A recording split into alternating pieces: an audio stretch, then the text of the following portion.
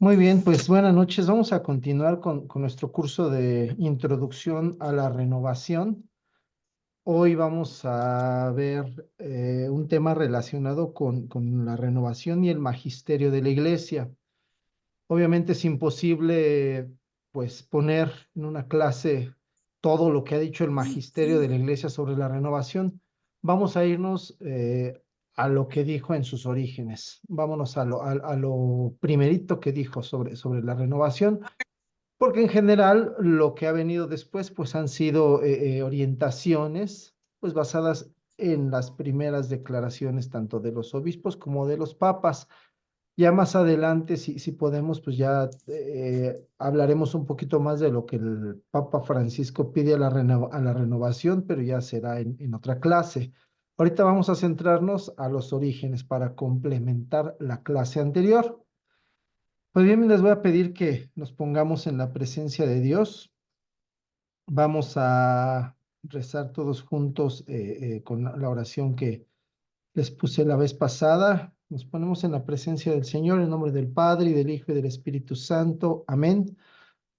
Pues Señor, queremos darte las gracias porque nos permites estar reunidos nuevamente para aprender un poco más acerca de pues, esta bendita renovación que quisiste suscitar en la iglesia. Nos ponemos en tus manos, Señor, y te pedimos que derrames tu Espíritu Santo sobre cada uno de nosotros para que seamos fieles discípulos, para que seamos dóciles a lo que escuchemos y todos estos consejos, todas estas indicaciones de los obispos, de los papas, pues las pongamos en práctica lo antes posible. Pues Señor, queremos invocar ese Espíritu Divino diciéndote, ven Dios Espíritu Santo y envíanos desde el cielo tu luz para iluminarnos. Ven ya, Padre de los pobres, luz que penetra en las almas, dador de todos los dones, fuente de todo consuelo, amable huésped del alma, paz en las horas de duelo. Eres pausa en el trabajo, brisa en un clima de fuego, consuelo en medio del llanto. Ven luz santificadora y entra hasta el fondo del alma de todos los que te adoran. Sin tu inspiración divina los hombres nada podemos y el pecado nos domina. Lava nuestras inmundicias, fecunda nuestros desiertos y cura nuestras heridas. Doblega nuestra soberbia, calienta nuestra frialdad, endereza nuestras sendas. Concede a aquellos que ponen en ti su fe y su confianza tus 7 sagrados dones. Danos virtudes y méritos, danos una buena muerte y contigo el gozo eterno. Amén. En el nombre del Padre y del Hijo y del Espíritu Santo. Amén. Bueno, pues ¿qué vamos a ver? En esta primera parte del día de hoy, vamos a ver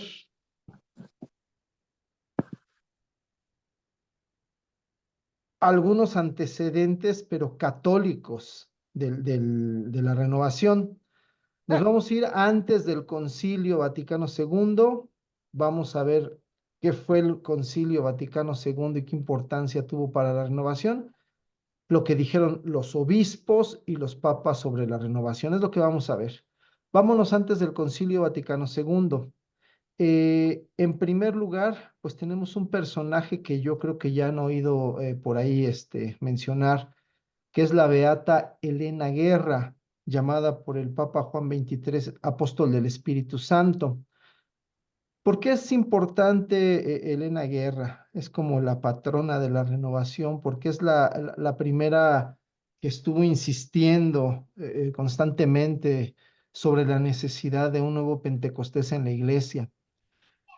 Elena Guerra nació en 1835 en Italia. Si ustedes se dan cuenta, pues ya nos estamos yendo al siglo XIX. Sin embargo, lo importante, no sé quién está poniendo aquí unas rayitas, lo importante de Elena Guerra es que entre los años 1895 y 1903 estuvo escribiéndole al Papa León XIII. Ella ya había fundado la Congregación de las Oblatas del Espíritu Santo. Ella toda su vida la dedicó a estudiar y después a promover la devoción al Espíritu Santo y estaba convencido de que el Espíritu Santo era la que movía las almas, la que movía la iglesia, la que podía darle fecundidad a cualquier esfuerzo apostólico. Entonces ella se dedicó a difundir la devoción al Espíritu Santo, en la oración al Espíritu Santo. Eh, ¿Qué le escribía al Papa León XIII? Le insistía sobre la importancia del Espíritu Santo en la iglesia y le decía es que al Espíritu Santo casi no le hacemos caso. Tenemos que darle más importancia en la iglesia, se le tiene que orar más, hay que invocarlo con más insistencia. Eso es lo que le decía al Papa. Logró mover el corazón del Papa porque el Papa la escuchó y ahorita vamos a ver qué hizo. Finalmente, ¿qué es lo que pasó con Elena? Ella murió el 11 de abril de 1914 y fue beatificada en 1959 por el Papa Juan XXIII. Y bueno, es una fotografía del sepulcro de Elena Guerra allá en Lucca, Italia. Como pueden ver, su cuerpo permanece incorrupto. La obra de Elena Guerra pues la podemos ver hoy en la renovación carismática. ¿Por qué? Porque en la renovación nosotros decimos que ella fue nuestra patrona, ella fue una de las impulsoras de la renovación, aún sin saberlo. Bueno, eh, ¿qué pasó con el Papa León XIII? León XIII prestó atención a las cartas que le escribía Elena Guerra y lo primero que hizo fue en 1895 publicar una carta que se llamaba Provida Matris en la que pedía a toda la iglesia rezar una novena al Espíritu Santo. Esto es entre la fiesta de la Ascensión y Pentecostés. Eh, Él quiso promover esta devoción precisamente antes de la fiesta de Pentecostés, pero ya después, con un poco más de tiempo, escribió una encíclica muy interesante en 1897. Esta encíclica se llama Divinum Illud Munus, aquella divina misión, Ujú, y es toda sobre el Espíritu Santo.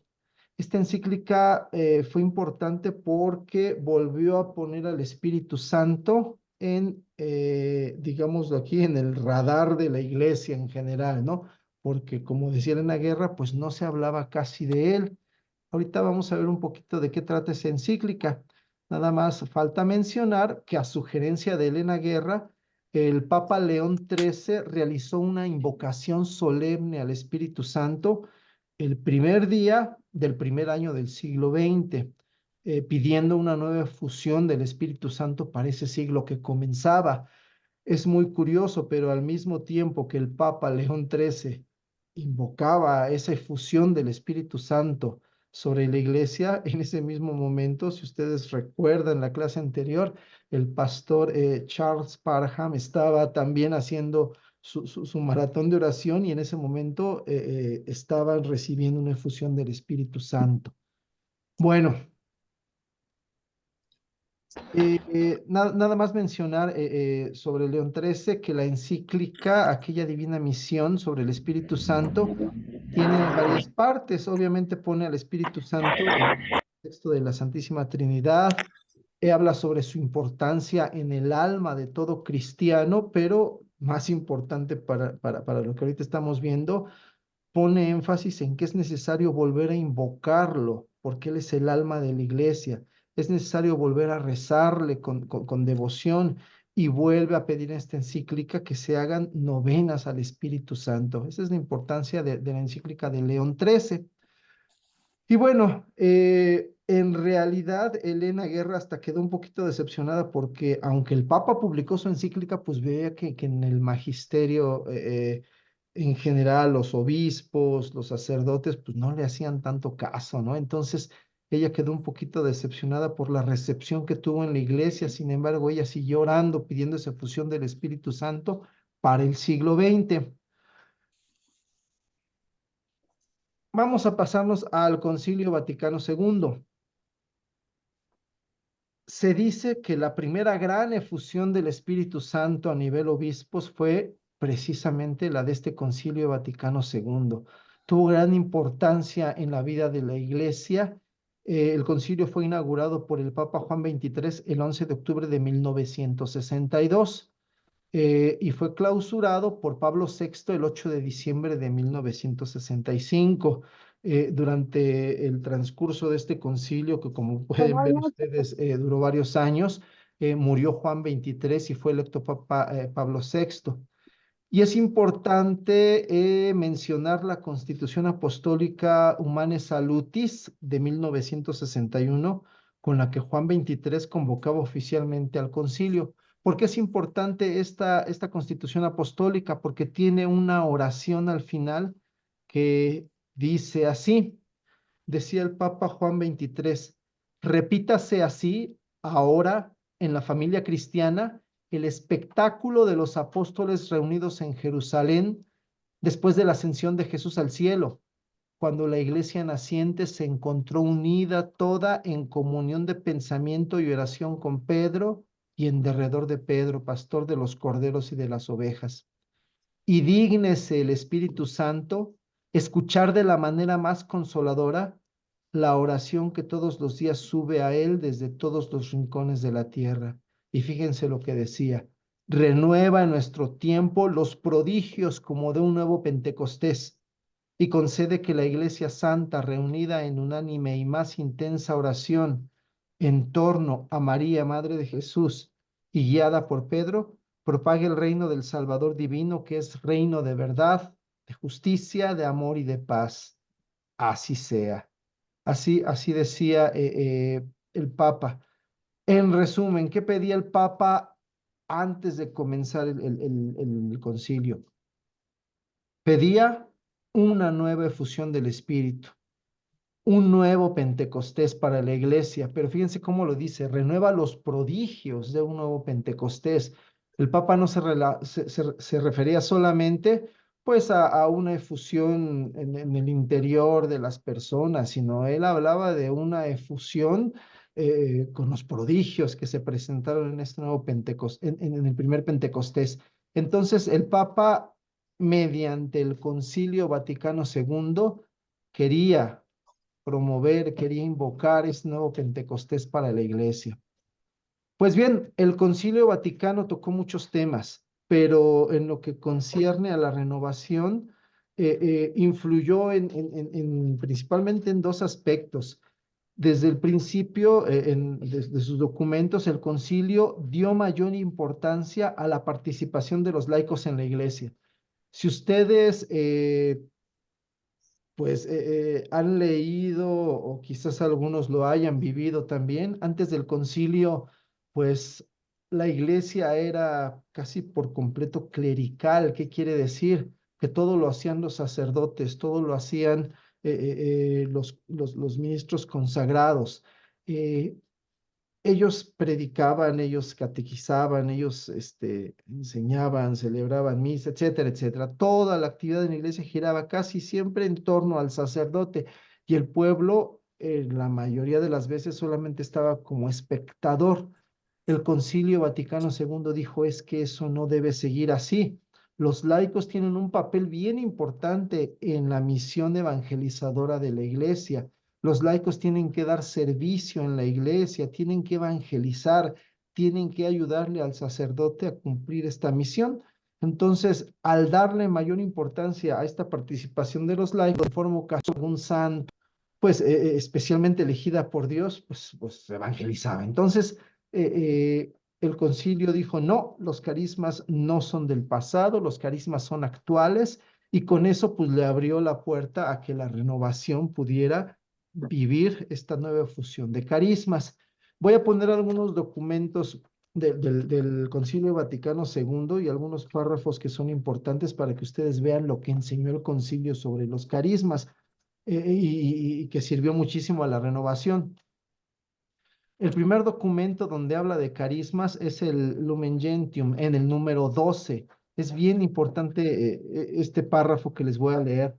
Dice el concilio: además, el mismo Espíritu Santo no solo santifica y dirige al pueblo de Dios mediante los sacramentos y los ministerios, y lo adorna con virtudes, sino que también distribuye gracias especiales entre los fieles de cualquier condición, distribuyendo a cada uno según quiere, haciendo referencia a 1 Corintios 12:11. Sus dones, con lo que los hace aptos y prontos para ejercer las diversas obras y deberes que sean útiles para la renovación y la mayor edificación de la iglesia, según aquellas palabras. A cada uno se le otorga la manifestación del Espíritu para común utilidad. Vamos a detenernos un poquito en este párrafo para ir viendo algunos conceptos. A mí me llama la atención, lo primero que me llama la atención es que dice que el Espíritu distribuye gracias especiales entre los fieles de cualquier condición. Y este de cualquier condición es muy importante porque no se excluye a nadie.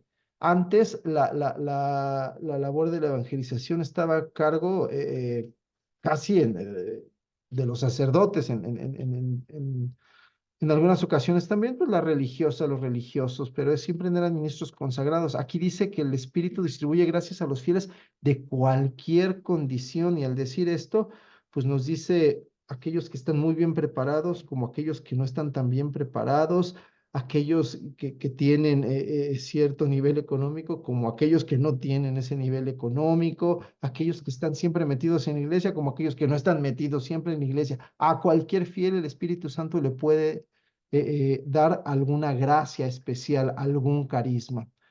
En resumen, este párrafo nos dice que los carismas forman parte de la vida de la iglesia, igual que los sacramentos, igual que los ministerios, igual que las virtudes. Entonces no son nada extraño, no son nada ajeno a la iglesia. En segundo lugar, afirma que el Espíritu Santo los reparte a quien quiere. Es el Espíritu Santo el que los va a distribuir según su voluntad. Nosotros sí los podemos pedir, obviamente, pero la decisión de dar tal o cual carisma a una persona, pues es totalmente del Espíritu Santo. Y fíjense lo que dice también el documento, que los carismas hacen aptas a las personas para ejercer las diferentes obras necesarias para la edificación y renovación de la iglesia. Aquí el documento del Concilio Vaticano nos dice que los carismas sirven para edificación de la iglesia. No es la primera vez que oímos esto. Los carismas son para edificación de la iglesia. Y todos nosotros debemos ejercerlos con esa finalidad, edificar y renovar la iglesia. Más adelante, el documento del Lumen Gentium, del mismo número, continúa así. Fíjense lo que dice. Estos carismas, tanto los extraordinarios como los más comunes y difundidos, deben ser recibidos con gratitud y consuelo, porque son muy adecuados y útiles a las necesidades de la iglesia. Los dones extraordinarios no deben pedirse temerariamente, ni hay que esperar de ellos con presunción los frutos del trabajo apostólico. Podemos sacar los siguientes 3 puntos de este párrafo. Primero, los carismas deben ser recibidos con gratitud y consuelo. Nos dice aquí el documento que son muy útiles a las necesidades de la iglesia. Entonces debemos estar agradecidos con esta fusión de carismas. Son útiles a las necesidades de la iglesia. Por ahí alguien se preguntaba, ¿cuántos dones hay? ¿Cuántos carismas hay?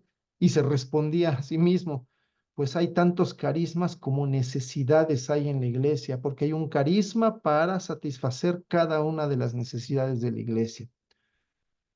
¿Qué más nos dice el concilio? Los carismas no deben sobrevalorarse, sobre todo aquellos que parecen más extraordinarios y espectaculares. Muchos quisieran tener esos carismas que llama el concilio extraordinarios, ¿verdad? ¿Cuántos quisieran ser profetas? ¿Cuántos quisieran sanar enfermos? ¿Cuántos quisieran tener visiones, etcétera, etcétera, ¿no? Pero dice que esos carismas no deben sobrevalorarse. Todos, hasta los más sencillos y que pueden parecer insignificantes, son importantes, importantes.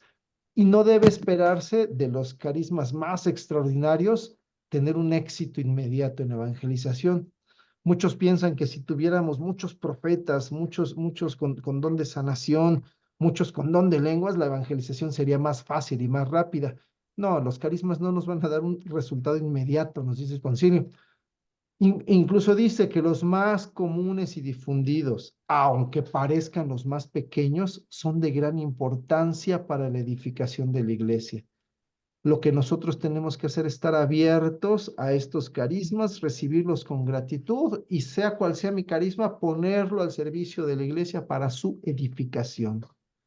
Finalmente, este número 12 de Lumen Gentium dice, el juicio de su autenticidad y de su ejercicio razonable pertenece a quienes tienen la autoridad en la iglesia, a los cuales compete ante todo no sofocar al espíritu, sino probarlo todo y retener lo que es bueno.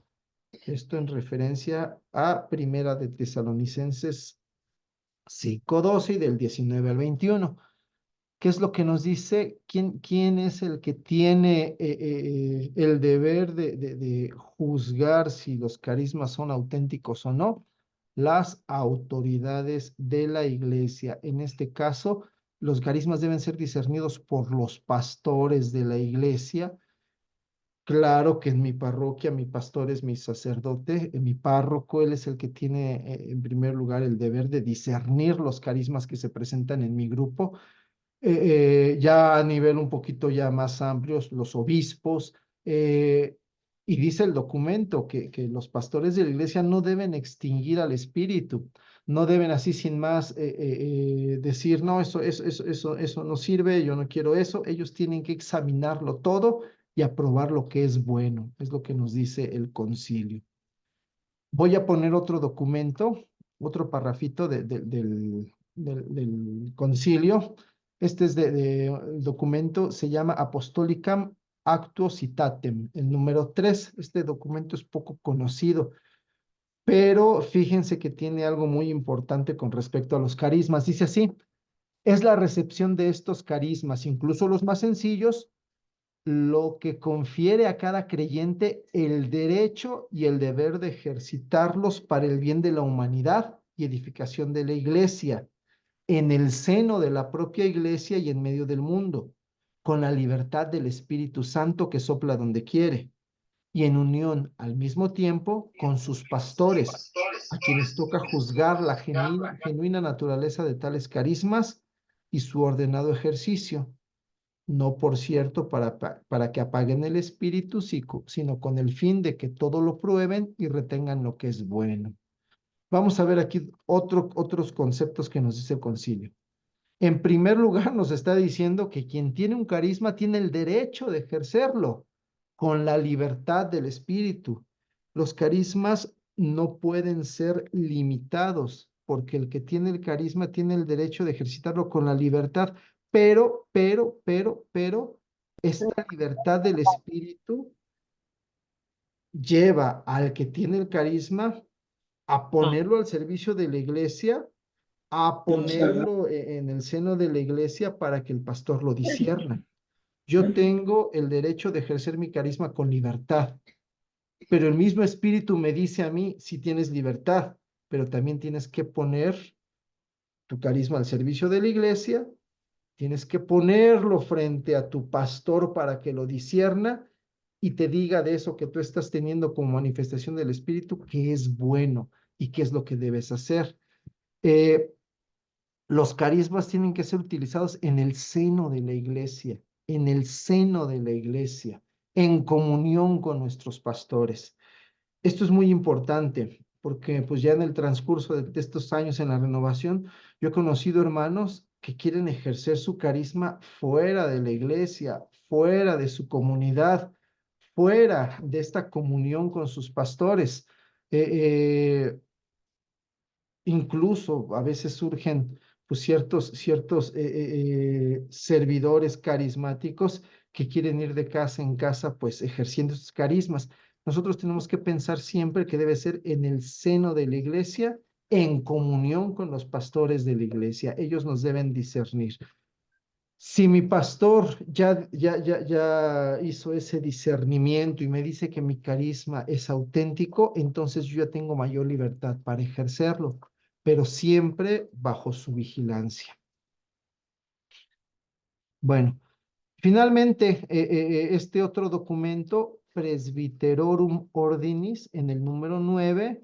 Es un documento que está dirigido a los sacerdotes, a los presbíteros, y dice así: examinando si los espíritus son de Dios, descubran con sentido de fe, reconozcan con gozo y fomenten con diligencia los multiformes carismas de los laicos, tanto los humildes como los más altos. Fíjense lo que el concilio está recomendándole a los sacerdotes, fíjense, les está diciendo que tienen que descubrir con fe los carismas que tienen los laicos. El sacerdote debería estar metido en la comunidad de la renovación para descubrir qué carismas tienen los laicos. Y una vez que reconozcan que los laicos tienen carismas, tienen que reconocerlo con gozo. Muchos sacerdotes no quieren reconocer estos carismas y mucho menos sienten gozo de que se presenten, ¿verdad?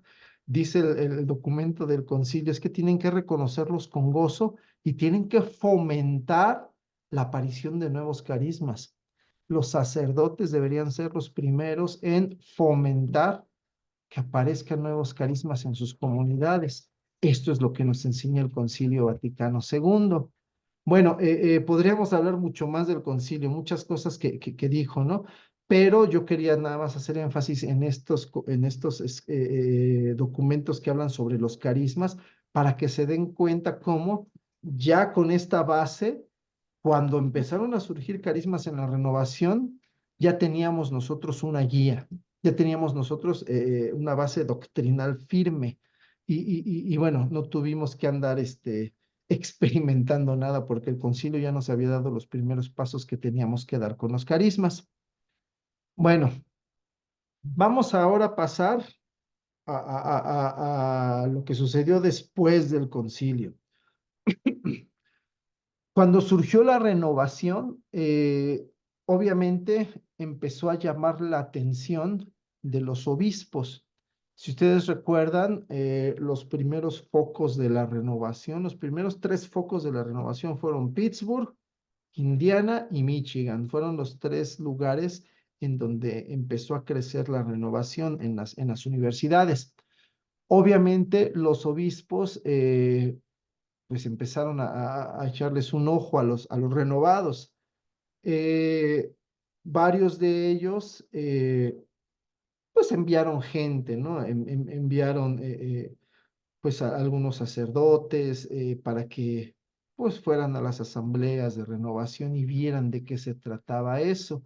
Entonces fueron los primeros que después de estudiar un poquito de qué trataba la renovación, sacaron un documento oficial. Entonces vamos a ver qué dijeron primero los obispos de Estados Unidos, que son los primeros que hablaron sobre la renovación, porque ahí es donde nació, y después los obispos de Canadá, porque es donde se extendió con mayor fuerza al principio. Entonces, vámonos primero al primer informe de los obispos de Estados Unidos. Este primer informe se dio en 1969. Si ustedes se acuerdan, la renovación empezó en 1967. La primera petición oficial ya por parte de los obispos de la Conferencia Episcopal de los Estados Unidos para estudiar la renovación surgió un año después, en 1968.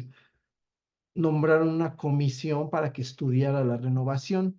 Esta comisión estuvo trabajando como un año y en 1969 sacaron su primer documento.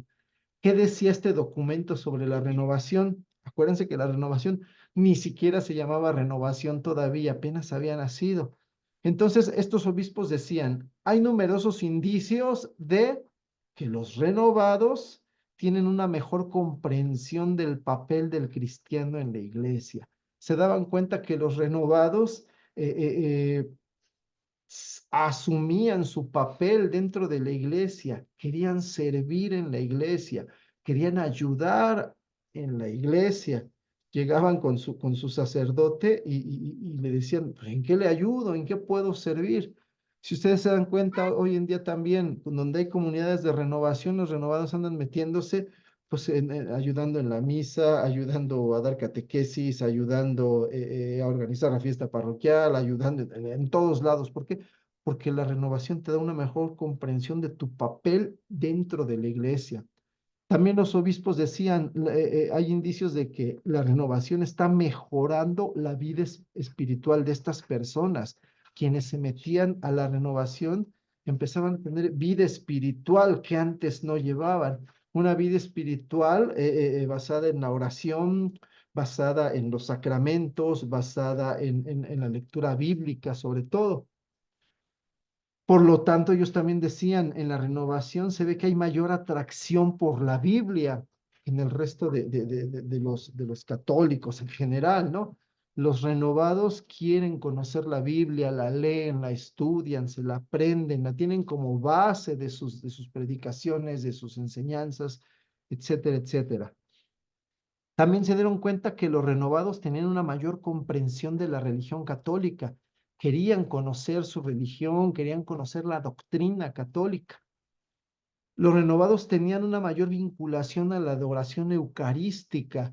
¿Por qué? Porque desde el principio, acuérdense que la primera efusión del Espíritu Santo que hubo en el retiro de fin de semana de allá del Arca y la Paloma, fue en la capilla del Santísimo, ¿no? Entonces, desde el principio, la renovación aprendió a adorar al Señor presente en la Eucaristía, hizo a Jesús Eucaristía el centro de sus asambleas, de sus oraciones.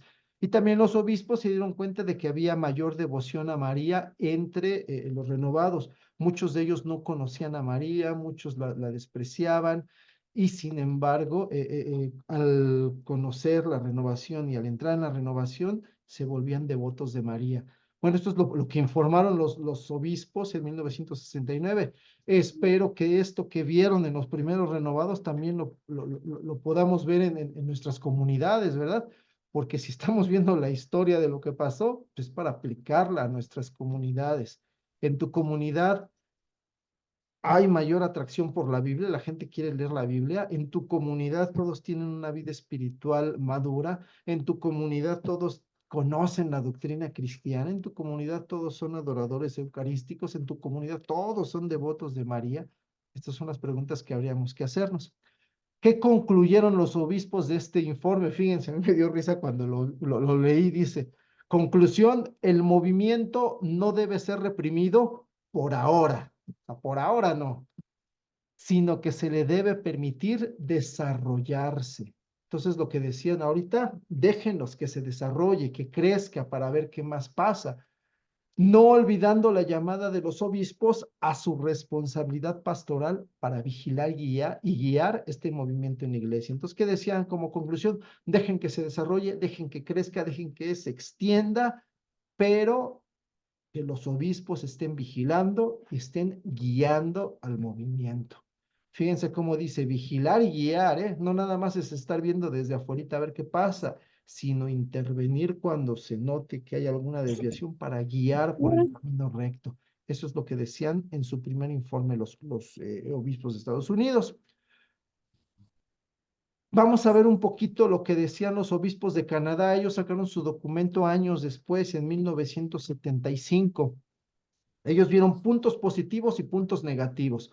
Los puntos positivos que mencionaron los podemos resumir en estos cuatro. Primero, la renovación carismática está centrada en la actuación del Espíritu Santo en la iglesia. Fíjense, ellos ya le llamaban renovación carismática, en 1965 ya se le llamaba así. Ellos decían, está centrada en la actuación del Espíritu Santo en la iglesia en general, porque se temía que la renovación se volviera un tanto intimista. ¿Qué quiere decir? Que fuera el Espíritu Santo y yo. El Espíritu Santo me da a mí mis dones, me da a mí mis gracias, y que las personas se aislaran con una devoción muy íntima, muy personal. Y aquí dice, no, no, no, está centrada en la actuación del Espíritu Santo, pero en la iglesia en general, ¿no? Los obispos también decían, los de Canadá, como punto positivo, que en la renovación se manejaba una adecuada teología trinitaria. Se conocía la teología de la Santísima Trinidad y se sabía dar su papel al Padre, al Hijo, al Espíritu Santo, y se conocía la relación del Espíritu Santo con el Padre y con el Hijo. También se dieron cuenta como punto positivo que se le daba un puesto adecuado a María. Muchos pensarían que hacer la renovación un movimiento que pusiera énfasis en Pentecostés, parecido al neopentecostalismo de las iglesias protestantes, pues se iba a sacar a María. Pero en la iglesia católica, este movimiento pentecostal, lo primero que hizo fue darse cuenta de que en Pentecostés estaba María ahí. Entonces, de inmediato se puso a María como un personaje importantísimo para que hubiera fusión del Espíritu Santo. En todos lados se empezó a decir, si en el primer Pentecostés estaban los apóstoles en torno a María, nosotros también tenemos que orar en torno a María. Entonces, ese puesto de María en la historia de la salvación fue reconocido por la renovación de inmediato, ¿verdad? Y finalmente, en la renovación se tiene conciencia de la relación que existe entre el bautismo del Espíritu Santo y los sacramentos de iniciación. Un temor que existía y que existe todavía es que se piense que el bautismo en el Espíritu Santo, esta oración que hacemos para recibir la efusión, pueda ser confundida con un sacramento. Y desde el principio se dijo, no, esta oración reaviva las gracias que recibimos desde los sacramentos del bautismo y de la confirmación, pero que estaban ahí sin ¿No usar, quieres que te bañe sin entonces? ser explotados. Entonces, Pero desde el principio se tuvo conciencia de esto. El bautismo del Espíritu Santo lo que hace es reavivar estas gracias que ya habíamos recibido desde los sacramentos de iniciación.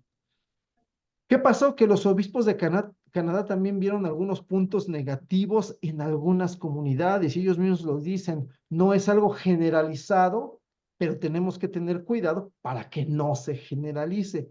¿Cuáles son los puntos negativos? Se dieron cuenta de que algunos daban excesiva importancia a las manifestaciones carismáticas. Había cierto sensacionalismo. Ya habíamos hablado de esto cuando hablamos de las primeras sectas pentecostales. Pues en la renovación algunos querían ante todo vivir experiencias carismáticas, experiencias extraordinarias, y había en sus asambleas ese cierto sensacionalismo. Entonces, dijeron los obispos, esto tenemos que cuidarlo para que no se desborde, ¿no? También vieron que en algunos lugares había exceso de emocionalismo. Se le daba mucha importancia a las emociones como el llanto o la alegría desbordada, y esto hace que muchas veces se busque, pues, como que mover estos sentimientos, ¿no? Y entonces empiezas a predicar poniendo ante todo el deseo de que la gente, pues llore, o no sé, o que la gente, pues tenga un entusiasmo desbordado, ¿no? Y no en que conozcan al Señor. Entonces, este fue otro de los puntos negativos que dijeron los obispos, hay que cuidar. Otro es que en algunos lugares había un cierto fundamentalismo bíblico, que quiere decir que algunos líderes empezaban a interpretar la Biblia según ellos lo entendían. Y esto podía llevar a hacer a un lado pues el magisterio de la iglesia, que es quien nos explica la escritura. Entonces también vieron que este era un riesgo que había que cuidar. ¿Qué más? Los obispos también notaron que en algunos grupos había cierto egocentrismo, que ellos se sentían como un grupo especial, un grupo aparte, que pues no había una comunión con el resto de los grupos de las parroquias, etcétera, etcétera. Se sentían, en otras palabras, especiales, ¿no? Entonces dijeron que esto se tenía que cuidar, ¿no? Y el último punto negativo que vieron en algunos lados es que había algunos dirigentes que no tenían formación. Y bueno, si ustedes se dan cuenta, pues es un punto que sigue dañando nuestra relación. Hay dirigentes que no tienen la adecuada formación doctrinal, bíblica, humana, no tienen discernimiento. Entonces, son los puntos negativos que vieron los obispos de Canadá. Sin embargo, lo que ellos recomendaron fue lo mismo que los obispos de Estados Unidos. Hay que dejar que se desarrolle el movimiento, pero hay que estar cuidándolo, hay que estar pastoreándolo. Y también decía, los obispos son los encargados de estar al pendiente de este movimiento. Bueno, Todas las demás declaraciones de las conferencias episcopales, pues iban por el mismo lado, ¿no?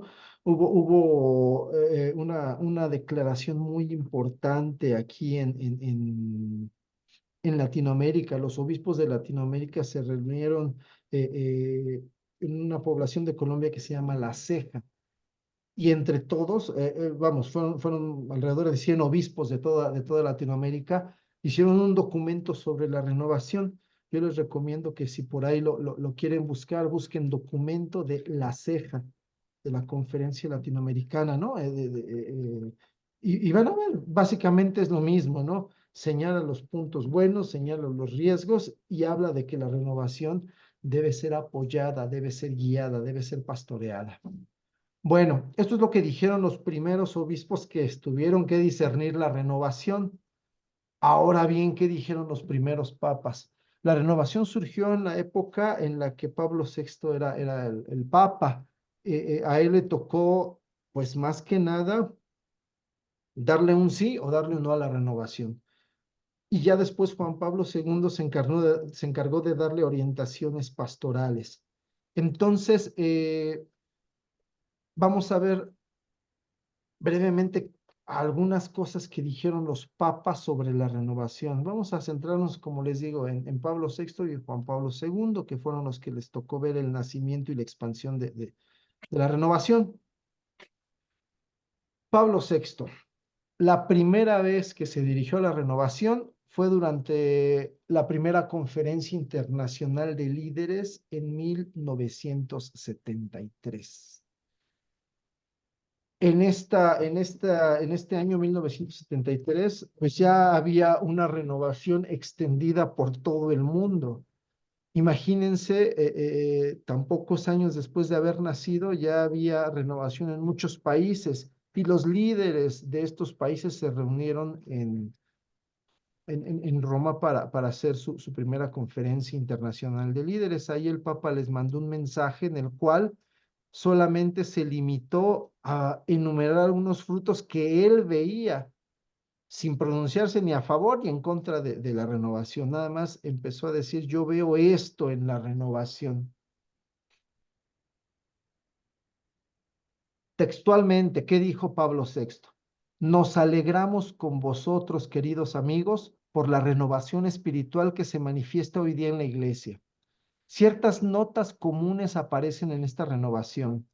El gusto por una oración profunda, personal y comunitaria, un retorno a la contemplación y un énfasis puesto en la alabanza de Dios, el deseo de entregarse totalmente a Cristo, una grande disponibilidad a las inspiraciones del Espíritu Santo, una frecuentación más asidua a la Escritura, una amplia abnegación fraterna, la voluntad de prestar una colaboración a los servicios de la Iglesia.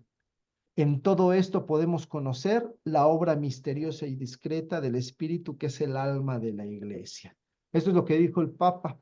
Si se fijan, nada más enumeró lo que él veía, que espero que es lo que haya en nuestras comunidades. Gusto por la oración, por la contemplación, por la alabanza, el deseo de entregarse al Señor, una disponibilidad, una docilidad al Espíritu, una lectura bíblica frecuente, etcétera, etcétera, ¿no? Y el Papa dijo, bueno, yo veo aquí en esto la obra misteriosa del Espíritu, pero lo que todo mundo quería que dijera es que sí acepto la renovación o no acepto la renovación. Querían así que fuera pues ya tajante, y porque había muchos obispos, muchos sacerdotes que todavía dudaban de la renovación, por eso pedían que el Papa fuera claro, bueno, pero en esta ocasión pues no lo fue. Fue hasta 1975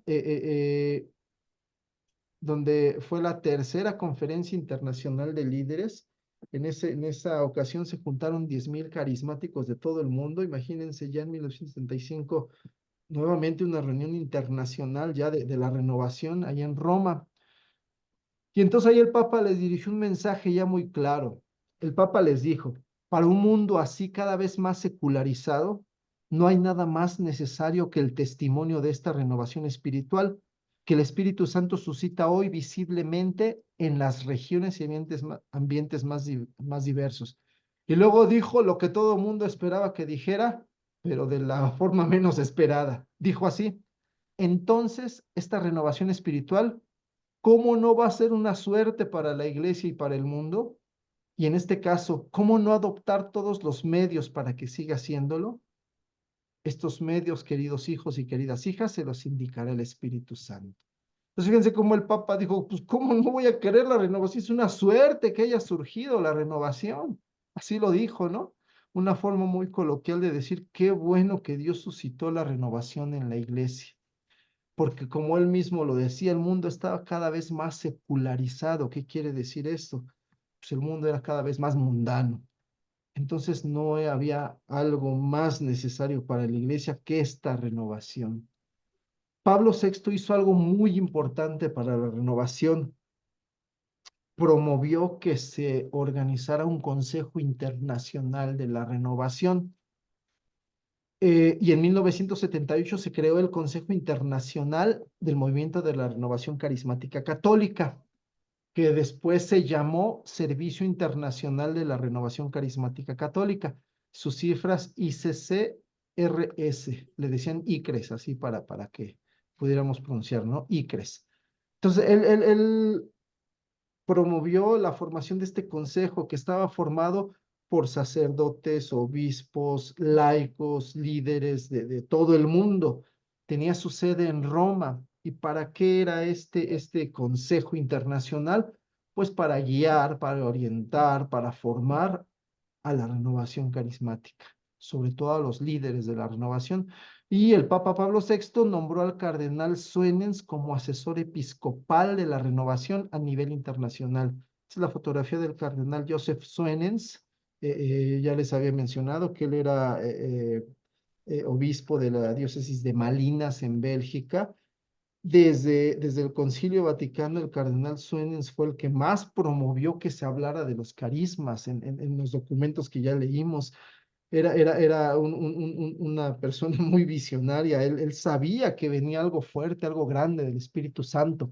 Y cuando surgió la renovación carismática, una de sus colaboradores más cercanas se llamaba Verónica O'Brien.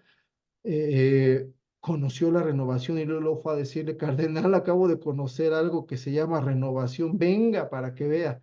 Entonces el cardenal conoció la renovación, se enamoró de de la renovación y es el que hizo que fuera posible que tuvieran contacto los líderes de la renovación con el Papa, ¿no? Entonces a él le debemos sobre todo la integración de la renovación a la iglesia. Y como les decía, fue el primero en escribir, él juntó una serie de teólogos para escribir el primer documento de Malinas, Orientaciones Teológicas y Pastorales para la Renovación Carismática, que fue el primer documento oficial donde se le daba una orientación a nuestro movimiento. Entonces, le debemos mucho al cardenal Suárez, ¿no? No podemos hablar todo lo que quisiéramos de él, no nada más mencionar que desde 1978 él quedó como asesor internacional de la renovación. Bueno, vámonos rápido a lo que dijo el Papa, ya para irnos a un receso. El Papa Juan Pablo II. Para Juan Pablo II, la renovación siempre fue considerada una corriente espiritual de gran importancia, ¿no? Y las veces que se dirigió a la renovación fue exhortándola a participar en la misión de la iglesia, en la misión evangelizadora de la iglesia, y la orientó para buscar los medios que la llevaran a alcanzar la madurez. Él mismo decía que Pablo VI le tocó ver el nacimiento de la iglesia. Él quería ver la maduración de este movimiento. Él que decía, la renovación tiene que volverse madura. ¿Cuáles son algunos ejemplos de mensajes que dio la renovación? Les voy a poner los siguientes. Este mensaje dirigido a los servidores, a los líderes de la renovación, ¿no? Ahí incluyense ustedes. Dice así, la tarea del dirigente es, en primer lugar, dar ejemplo de oración con su propia vida. Fíjense, ¿cuál debería ser en primer lugar tu tarea ahí en tu comunidad? Dar ejemplo de oración. Eso es lo primero que tendrías que hacer. En segundo lugar, os corresponde proporcionar alimento sólido para el sustento espiritual mediante la distribución del pan de la verdadera doctrina. ¿Qué te toca en segundo lugar, según San Juan Pablo II? Darle a tu comunidad el alimento de la sana y verdadera doctrina. Por eso la necesidad de que te formes y aprendas esa doctrina, sino que le vas a dar a tu comunidad. Y en tercer lugar, como dirigentes de la renovación, debéis tener la iniciativa de crear lazos de confianza y de cooperación con los obispos, quienes tienen la responsabilidad pastoral de guiar a todo el cuerpo de Cristo, incluida la renovación carismática. Entonces el Papa nos decía, tiendan lazos de confianza y de cooperación con sus obispos. Y muchas veces nosotros no conocemos ni a nuestro obispo, ¿verdad? Entonces tenemos que buscar esa comunión con nuestro pastor. Esto es lo que dijo el Papa en uno de sus discursos. Vamos a ver qué más dijo. En este discurso, el Papa advertía sobre los riesgos que veía en la renovación en ese momento. Estamos hablando de la década de los 80, dice así. Ciertamente no faltan riesgos porque la acción del Espíritu se desarrolla en vasos de barro. Y esta cita bíblica donde San Pablo dice que somos vasos de barro es muy importante. No por carismáticos, por más carismáticos que seamos, no dejamos de ser humanos, con defectos, con debilidades. Muchas veces estamos, si no totalmente ciegos, pues sí parcialmente ciegos, no vemos Bárbara. la realidad a veces como deberíamos. Y todos esos defectos en nosotros pueden hacer que la renovación en nosotros, en nuestra comunidad, pues se vaya desviando, ¿verdad? Decía de los riesgos. ¿Cuáles son los riesgos que veía Juan Pablo II? Una excesiva importancia dada, por ejemplo, a la experiencia emocional de lo divino. Esto ya lo habíamos hablado, ¿no? Dejarlo todo en el lado emocional. Búsqueda desmedida de lo espectacular y de lo extraordinario. El Papa seguía viendo todavía este riesgo en las comunidades carismáticas. El ceder a interpretaciones apresuradas y desviadas de la escritura. Se volvió muy común, ¿no? Que la gente abría la Biblia y cualquier versículo que veía, ya luego pensaba que ese era para él y le daba una interpretación acomodándola a las circunstancias. Y bueno, no es que Dios no hable así, claro que puede hablar así, pero muchas veces se cae en excesos, ¿verdad? ¿Qué otro riesgo? Un replegarse intimista que rehúye al compromiso apostólico. Muchos grupos empezaron a encerrarse, a vivir sus propias experiencias hacia adentro y no abrirse al compromiso que tenían con la iglesia en general. Muchos grupos se negaban a participar con los otros grupos parroquiales, por ejemplo, en actividades en común. Se negaban a salir a evangelizar, preferían encerrarse ellos mismos, ¿verdad? Y bueno, esto lo decía así, un riesgo es la complacencia narcisista que se aísla y se cierra. Los grupos cerrados totalmente. Nosotros somos carismáticos, ustedes no saben nada del Espíritu Santo, nosotros sí sabemos, ¿verdad? Decía, estos y otros son los peligros que se asoman a vuestro camino. Entonces, esto es lo que advertía Juan Pablo II. Y bueno, y finalmente de Juan Pablo II, voy a poner estos dos párrafos que están dirigidos a los sacerdotes. Fíjase lo que les dijo el Papa a los sacerdotes. Dice así, el sacerdote tiene una única e indispensable tarea que cumplir en y para la renovación carismática, lo mismo que para toda la comunidad cristiana. Su misión no está en oposición ni es paralela a la legítima tarea de los laicos. El sacerdote contribuye a garantizar a los movimientos de renovación espiritual su integración a la vida litúrgica y sacramental de la iglesia. A ver, vamos a ver qué dice este parrafito. Vamos a tratar de desmenuzarlo un poquito. Dice que el sacerdote tiene una tarea indispensable para la renovación, que su labor en la renovación no debe estar en contra, en oposición, ni tiene que estar paralelo, ¿no? Así como viendo nada más de lejecitos lo que hacemos en la renovación, ¿no? El sacerdote tiene que garantizar que la renovación se integre a la vida de la iglesia, es lo que dice el Papa. Y luego más adelante dice, el sacerdote no puede cumplir su servicio en favor de la renovación en tanto no adopte una actitud de acogida ante la misma, basado en el deseo de crecer en los dones del Espíritu Santo, deseo que comparte con todo cristiano por el hecho de su bautismo. Entonces decía, el sacerdote no va a cumplir, no va a poder cumplir su misión si no acoge a la renovación. Entonces el Papa le pedía a los sacerdotes que acogieran a la renovación, que no la rechazaran. Y bueno, yo creo que este parrafito le serviría a muchos de nuestros sacerdotes, ¿no? Como el Papa los invita, acojan a la renovación, no se cierren a la renovación. Pero bueno, esto es lo que Juan Pablo II le decía a los sacerdotes. Igual, dijo muchas cosas, dio muchos consejos. Vuelvo a repetir, lo que el Papa quería es que la renovación llegara a la madurez, que no se quedara nada más en el arranque inicial, sino que caminara hacia la madurez. Una madurez que hacía que la renovación quizás fuera más tranquila, quizás más moderada que al principio, pero no por eso no por eso menos profunda, ¿verdad? Entonces, Juan Pablo II dirigió la renovación hacia una madurez. Bueno, eh, ¿qué concluimos de estos documentos, de estas cosas que acabamos de ver? La renovación carismática no careció de acompañamiento ni de discernimiento durante su nacimiento y expansión. No creció sola. La renovación siempre estuvo acompañada a veces de fuera, pero también dentro de ella, del discernimiento de los pastores. Muchos pastores de la iglesia, sacerdotes y obispos se metieron dentro de la renovación y participaron en la renovación y desde ahí pudieron pastorearla adecuadamente. Entonces, no estuvo alejada de los pastores de la iglesia. Y en segundo lugar, la renovación carismática siempre obedeció las indicaciones del magisterio. Claro que algunas personas, algunas comunidades pudieron haberse desviado, pudieron haber desobedecido, pero la renovación en general, en su conjunto, siempre estuvo al tanto de las indicaciones de sus pastores y siempre las ha obedecido, ¿verdad? Entonces, es lo que podemos concluir sobre el magisterio y la renovación carismática. Vamos a tener un pequeño receso y ya nada más falta ver brevemente una cuestión.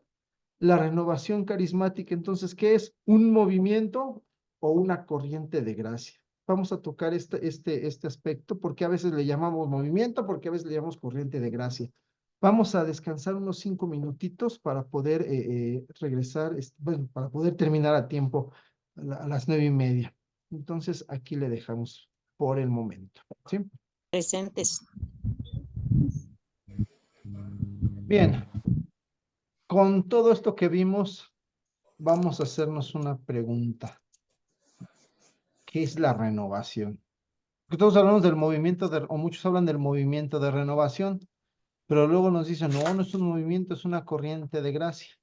Vamos a ver nada más algunos puntos sobre esto para tratar de aclarar qué somos.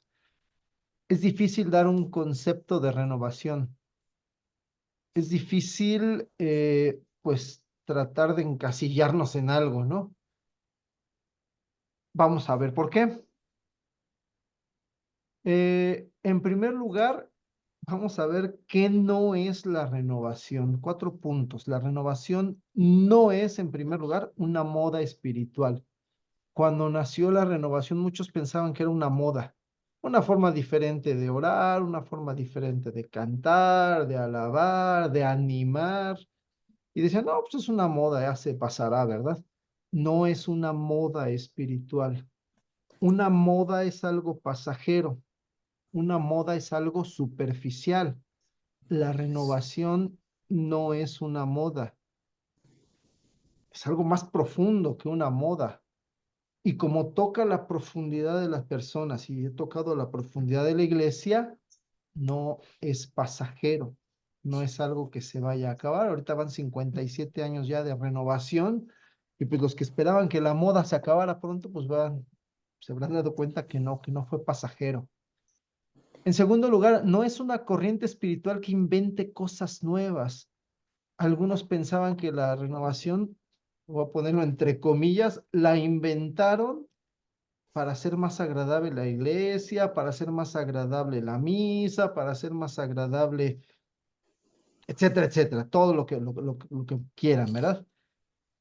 La renovación no está inventando nada nuevo. Por más novedoso que parecieran los carismas siempre han estado presentes en la historia de la iglesia. Por más novedosa que pueda parecer para algunos la alabanza, como se hace en la renovación, la alabanza siempre ha existido en la iglesia, etcétera, etcétera. Lo que pasó es que la renovación retomó ciertas cosas que a lo mejor estaban en desuso, algunos ya habían olvidado, pero no inventó nada. Todo pertenece al tesoro de la iglesia. Ahí estaba ya, solamente que se le puso énfasis a algunas cosas que ya estaban un poquito empolvadas. La renovación tampoco es una copia de las sectas pentecostales. Yo creo que eso ya quedó claro desde la clase anterior, ¿verdad? Es muy fácil para los que no quieren a la renovación decir, no es que ustedes son una copia de las sectas. No somos una copia de ninguna secta. Es más, los grupos que quieren parecerse, los grupos de renovación que quieren parecerse a esas sectas terminan desviándose. Nosotros nacimos dentro de la iglesia. Somos un movimiento de la iglesia, para la iglesia. Si en el principio la renovación se benefició del contacto con algunos hermanos protestantes, esto no quiere decir que nosotros seamos protestantes, ¿no? Desde el principio la renovación reforzó su identidad católica. Entonces no somos ninguna copia de ninguna secta. Y no es un movimiento más de la iglesia. ¿Qué quiere decir con esto? Los movimientos en la iglesia han surgido por la iniciativa de alguien. Dios inspira a algún hombre, alguna mujer, algún sacerdote, algún religioso, alguna religiosa, para que comience una nueva corriente, una nueva forma de orar, una nueva forma de enseñar, etcétera, etcétera. Los movimientos de la iglesia tienen un fundador. Nosotros no tenemos un fundador. Los movimientos dentro de la iglesia casi todos tienen ciertas reglas, tienen pues a veces listas de integrantes, una forma ya muy definida de trabajo y la renovación no. Voy a poner un ejemplo muy sencillo. Si ustedes van a la escuela de pastoral, ¿qué van a encontrar ahí? Un curso pues ya muy bien estructurado, muy bien establecido, que es el mismo que se da en todas las escuelas de pastoral de todas las parroquias, porque es un movimiento que está así, muy bien estructurado. Nosotros no estamos así de estructurados, por eso no nos podemos considerar un movimiento más, sobre todo por lo primero que dije, no tenemos un fundador. Entonces, ¿qué es la renovación? Vamos a dar algunas claves para ver qué es la renovación. La renovación es un acontecimiento histórico. Al igual que Pentecostés, la renovación se presentó en un momento determinado de la historia, en un lugar determinado. Así empezó, con un acontecimiento histórico. Este acontecimiento eclesial que involucró a toda la iglesia y se expandió por toda la iglesia, se vuelve un acontecimiento personal. Voy a decirlo así. Un día, más o menos 30 estudiantes que estaban orando en un retiro recibieron la efusión del Espíritu Santo. Esto sucedió en 1967 en Pittsburgh. Ese fue el acontecimiento histórico. Se vuelve personal porque cuando yo llego a la renovación, un día el Señor se hace presente en mi vida. El Señor me da esa efusión del Espíritu a mí. Y entonces este movimiento que es eclesial se vuelve algo personal dentro de mí. Pero yo puedo decir con fecha y hora cuándo tuve esa efusión, cuándo tuve ese encuentro con mi Señor. Entonces, en primer lugar, la renovación es un acontecimiento histórico en la iglesia y en la vida de cada persona que entra a la renovación. En segundo lugar, la renovación es una experiencia espiritual. En la renovación no se enseña una doctrina nueva, sino que se invita a la gente a que tenga una vivencia de Dios. Eso es lo básico en la renovación, que la gente tenga una vivencia, una experiencia, no nada más algo teórico. Eh, Cuando se proclama el querigma, que es el primer anuncio que damos en la renovación, El querigma no se proclama para que se lo aprendan de memoria. El querigma no se predica aquí al cerebro, a la mente de las personas, sino que se dirige al corazón, porque lo que queramos es que ese corazón se abra y experimente la presencia de Dios. Quienes estamos en la renovación hemos tenido esa experiencia. De repente adquirimos la conciencia de que Dios está vivo, de que Dios está cerca, de que Dios actúa en mi vida. Entonces, de eso se trata esta experiencia espiritual, la conciencia de un Dios vivo, cercano y actuante. Ahora bien, esta experiencia es vivida como un renacimiento espiritual. El renacimiento espiritual que vivimos en la renovación tiene tres partes. Comienza con un encuentro con Dios. Dios en un momento determinado se hace presente y podemos experimentar esa presencia y podemos decir con toda certeza, he encontrado a Dios. Como consecuencia de ese encontrarme al Señor, yo me adhiero a Jesús explícitamente, yo lo digo, lo confieso con mis labios, Señor, tú eres mi Salvador, tú eres mi Señor. Este renacimiento espiritual no es verdadero si yo no hago a Jesús mi Señor y si yo no asumo que Jesús es mi único Salvador. Si yo no hago esto, el renacimiento espiritual no se va a dar. ¿Por qué? Porque esta adhesión explícita a Jesús me lleva a una conversión verdadera. Y bueno, y este renacimiento espiritual, eh, eh, después del encuentro con Dios, después de adherirme a Jesús, pues el Señor me da su espíritu.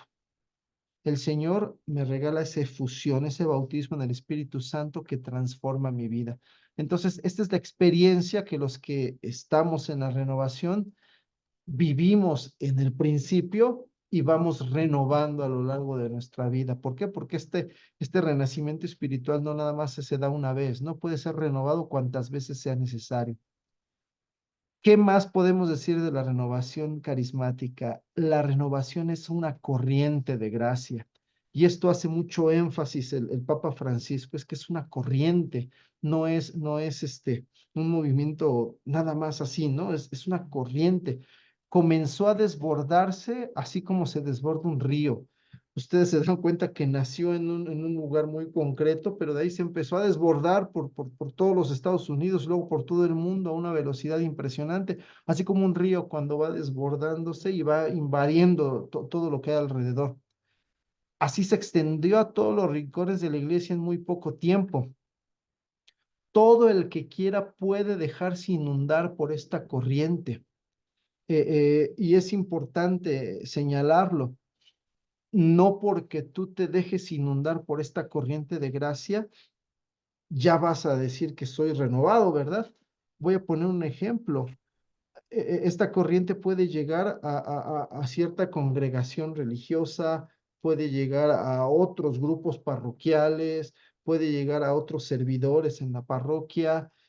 Por ejemplo, un ministro extraordinario de la Eucaristía puede dejarse inundar por la corriente de gracia que trae la renovación y no por eso va a decir que es renovado, él sigue siendo ministro de la Eucaristía, un adorador nocturno, alguien de la escuela de pastoral, puede seguir en su grupo, pero ahora ya lleno de esta corriente de gracia, sin necesidad de decir yo soy de la renovación. Entonces, la idea y que el Papa Francisco ha repetido una y otra vez es que nosotros tenemos que llevar esta corriente de gracia a todos los rincones de la parroquia, sin querer que todos vengan y pertenezcan a nuestros grupos. Nosotros tenemos que dejar que la corriente fluya. Si alguien se quiere integrar, bienvenido. Si no, ellos van a seguir haciendo su apostolado donde lo hagan, pero ahora con una nueva perspectiva, ahora con una nueva fuerza, que es la fuerza del Espíritu. Y bueno, como todo río, esta corriente de gracia desemboca en el mar, que es Dios. Si esta corriente no nos lleva a un encuentro profundo con nuestro Señor, entonces no es verdadera. Entonces, podemos decir que la renovación carismática es una corriente de gracia que está dando a la gente una experiencia de Dios. Es lo que podemos decir de la renovación, una corriente de gracia que da a la gente una experiencia de Dios. Esa es, digamos, la definición más aproximada que podemos dar de la renovación. Esto ya lo vamos a ver con más detalle en la próxima clase. Nada más ya para terminar, ¿por qué le llamamos entonces movimiento? Porque siempre decimos el movimiento de renovación, el movimiento de renovación. Se le llama movimiento por tres razones. En primer lugar, se le llamó movimiento para incluirla con las demás agrupaciones de laicos. El Vaticano, no sé si ustedes sepan, tiene un registro de cuáles son los movimientos laicales en la iglesia. Si tú quieres fundar un nuevo movimiento, por ejemplo, no sé, camino neocatecumenal, no sé, Legión de María, etcétera, etcétera. Si tú quieres fundar un movimiento y quieres que ese movimiento tenga digamos, la aprobación oficial del Vaticano, pues es incluida. El Vaticano tiene una comisión especial para los movimientos laicos que le da el nombramiento de movimiento laico de la Iglesia. Entonces, por eso se llama movimiento a nuestra renovación, a nuestra corriente de gracia, porque también fue incluida junto con los demás movimientos laicos por el Vaticano. Nosotros tenemos nuestro nombramiento del Vaticano. También se llama movimiento porque la renovación debe tener una organización mínima. En todas las diócesis la renovación tiene ciertos estatutos y tiene una organización que va de acuerdo a la diócesis en la que está. Generalmente hay líderes en las parroquias que tienen que estar en comunión con los líderes en las diócesis y esos líderes de las diócesis tienen que estar en comunión con los líderes a nivel de todo el país, ¿no? Entonces, esta organización, por mínima que sea, le da a la renovación cierta solidez y le da a la renovación la facilidad para pastorearla, porque si no hubiera una organización mínima, todo el mundo haría lo que quisiera, ¿verdad? Y también nos llamamos movimiento porque tenemos que integrarnos a la comunidad parroquial. Imagínense cuando el padre convoque a todos los movimientos y grupos de su parroquia, ni modo que nosotros no vayamos. No, padre, yo no soy movimiento, yo soy corriente de gracia. A mí no me llame, ¿verdad? Pues no, todos tenemos que integrarnos de igual manera a la comunidad parroquial. Por eso también nos llaman movimiento. Entonces, por eso está bien decir el movimiento de renovación. Sí, también es correcto, pero no perder de vista que nosotros aparte de que somos un movimiento laico de la iglesia, más que nada y ante todo somos una corriente de gracia que debe llevar una experiencia de Dios a los demás. Y bueno, conclusiones, vamos a concluir con dos frases del cardenal Suenens que a mí me gustan mucho, ¿no? Son dos frases taquilleras, ¿no? Así como eslogan, ¿no? En primer lugar, dice el cardenal, uno no entra en la renovación, es la renovación la que entra en uno. Es muy fácil ir a una asamblea, ir a una oración, ir de retiro en retiro, pero si tú no dejas que la renovación de veras te inunde por dentro y penetre hasta lo más profundo y te transforme, no eres renovado. Había un sacerdote que hablaba de los turismáticos o turistas carismáticos, ¿no? Que andan de comunidad en comunidad, andan viajando de retiro en retiro, porque lo que quieren es experiencias carismáticas. Ellos no han dejado que la renovación los transforme por dentro. Ellos son carismáticos superficiales. La renovación tiene que entrar hasta lo más profundo para que pueda ser real, si no, no somos renovados. Y en la segunda frase, la renovación no es un movimiento de la iglesia, es la iglesia en movimiento. Y aquí me surge una duda. ¿En nuestras comunidades podríamos afirmar eso? ¿Somos la iglesia en movimiento? ¿Somos quien mueve, quien motiva, quien convoca, quien pone el ejemplo, quien está siempre al frente? ¿Seremos esa iglesia en movimiento o ya nos habremos estancado? Pues con estas conclusiones vamos a terminar. Pues no tenemos mucho tiempo, nada más si hubiera alguna duda, alguna pregunta así breve que alguien quisiera hacer, sino ya para terminar.